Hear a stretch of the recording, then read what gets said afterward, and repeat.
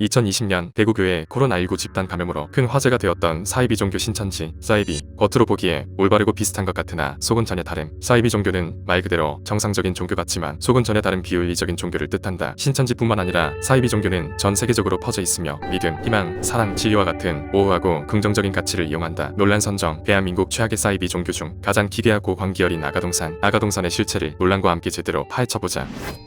아가동산은 1982년에 김기순이 창시한 대한민국의 협업마을형 신흥 종교다. 교주인 김기순에 대해 먼저 알아보자. 김기순은 1940년 경상남도 부산에서 태어났다. 원래 1978년에 전라북도 익산의 주연교회라는 개신교 계열 사이비 종교에서 신앙생활을 했었다. 주연교회는 당시 이교부라는 사람이 이끄는 교회로 삭발교라는 이름으로도 불렸다. 기이한 이름에 걸맞게 이곳에서 벌어진 일도 정상적인 게 하나도 없었다. 교인들 폭행은 물론 예배 중에 신도들과 함께 옷을 벗으며 묘안고 춤추는 행위를 벌여 사회적으로 큰 무리를 일으켰다. 굴러다니는 먼지가 봐도 잘못된 일이지만 이교부는 어렸을 적 다니던 교회의 목사를 본받고자 특유의 스님 같은 차림을 한 것이라는 황당한 주장을 내보였다. 하지만 결정적으로 동료 목사를 폭행했다는 사실까지 밝혀지며 구속되었다. 이교부는 2년 6개월의 실형을 선고받았고 출소 후 주연교회는 해산되었다. 김기순은 1982년 경기도 이천군 일대에 4,000평 남짓하는 땅을 구입해 아가 농장을 세우고 신도들을 모아 아가동산이라는 종교를 만들었다. 주연교회 해산으로 갈 곳이 없어진 이교부의 신도들까지 끌어들이며 빠른 속도로 아가동산의 입지를 다져나갔다. 김기순은 출소 후 멀쩡히 살아있는 이교부의 영혼을 자기가 계승하였다는 요상한 주장까지 하며 자신을 이교부의 후계자로 자처했다. 여담이지만 김기순의 이런 행동은 이교부의 원한을 사게 되었고 후에 아가동산이 와야 되는데 큰 일조를 함으로써 복수에 성공한다. 다시 본론으로 돌아와 아가동산에 대해 더 자세히 얘기해보자. 아가동산은 얼핏 보면 개신교 중 하나 같았지만 실상은 예수 자리에 김기순 자신을 대입한 전형적인 사이비 종교에 불과했다. 찬송가에 나오는 예수와 예수의 상징을 아가나 아가야라는 말로 바꿔 김기순 자신을 찬송하게 만들었던 것이다. 실제로 김기순은 자신을 아가야라고 지칭하며 꽃가마를 타고 나타나 하얀 드레스를 입고 춤을 추는 비정상적인 행각을 보이곤 했다. 이는 뉴스에서도 여러 차례 보도되었는데 영상을 확인한 모두가 충격을 감출 수 없었다. 이 종교의 교리는 일단 김기순은 신이고 자신이 3살짜리 아기이기 때문에 어떤 말을 어떤 짓을 해도 죄가 되지 않는다고 한다.